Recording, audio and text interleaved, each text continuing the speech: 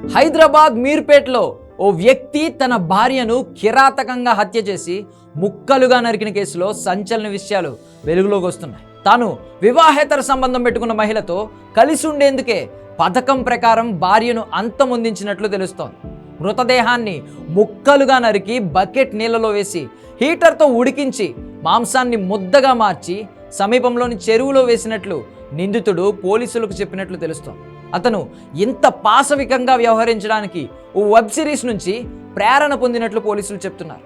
పోలీసులు నిందితుడి ఫోన్లో పరిశీలించినప్పుడు ఓ మహిళతో ఉన్న ఫోటోలను గుర్తించారు. ఈ నెల 18న నమోదు చేసిన మిస్సింగ్ కేసును హత్య కేసు సెక్షన్ల కింద మారుస్తున్నారు. గురుమూర్తికి వెంకటమాధవితో 13 ఏళ్ల క్రితం పెళ్ళైంది. వీరికి 2 పిల్లలు. గురుమూర్తి ఆర్మీలో జవానుగా పనిచేసి నాయక్ సుబేదారుగా పదవీ విరమణ పొందాడు. ప్రస్తుతం కాంచన్బర్గ్ DRDOలో సెక్యూరిటీ గార్డుగా కాంట్రాక్ట్ ఉద్యోగం చేస్తున్నాడు. కొన్నాళ్లుగా తన సమీప బంధువైన ఒక మహిళతో వివాహేతర సంబంధం కొనసాగిస్తున్నాడు. విషయం భార్యకు తెలియడంతో గొడవలు జరిగాయి. ఈ క్రమంలో భార్యను అడ్డు తొలగించాలని భావించాడు. అదను కోసం ఎదురు చూశాడు. సంక్రాంతి సందర్భంగా తన 2 పిల్లల్ని నగరంలోనే ఉండే తన సోదరి ఇంటికి పంపించాడు. 13, 14 తేదీల్లో మాధవితో కలిసి ఉదయం పూట సోదరింటికెళ్ళి సాయంత్రానికి తిరిగి వచ్చారు. వేరే మహిళతో గురుమూర్తి ఉన్న కొన్ని ఫోటోలను ఆమె చూడడంతో 15న ఉదయం 2 మధ్య గొడవ మొదలైంది.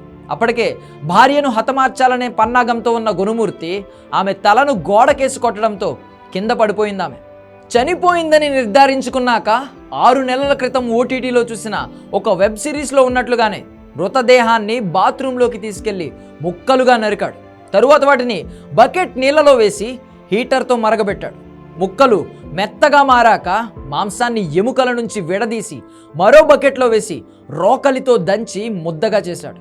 ఎముకలు మాంసం ముద్దలను సంచుల్లో నింపి సమీపంలోని చెరువులో వేశాడు.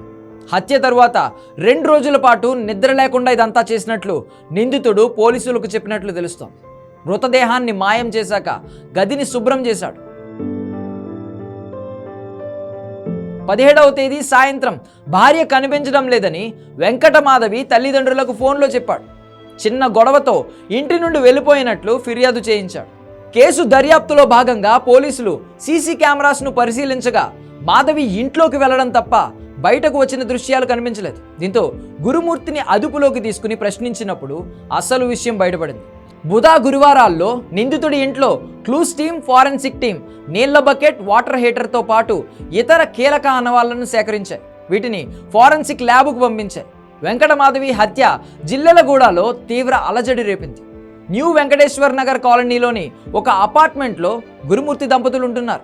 భార్యను హత్య చేసి ముక్కలుగా నరికినట్లు తెలియగానే అపార్ట్మెంట్లోని G+2 అంతస్తుల్లో ఉండేవారంతా ఖాళీ చేసి వెళ్ళిపోయారు. కింది అంతస్తులో ఉండే యజమాని మరో ప్రాంతంలో ఉన్నట్లు తెలుస్తోంది. ఇంట్లో ఆధారాలు బయటకు తీసేందుకు ఫారెన్సిక్ ఎక్స్పర్ట్స్కే 2 రోజులు పట్టిందంటే ఎంత జాగ్రత్తగా గురుమూర్తి ఈ మర్డర్ చేశాడని పోలీసులు షాక్ అవుతున్నారు.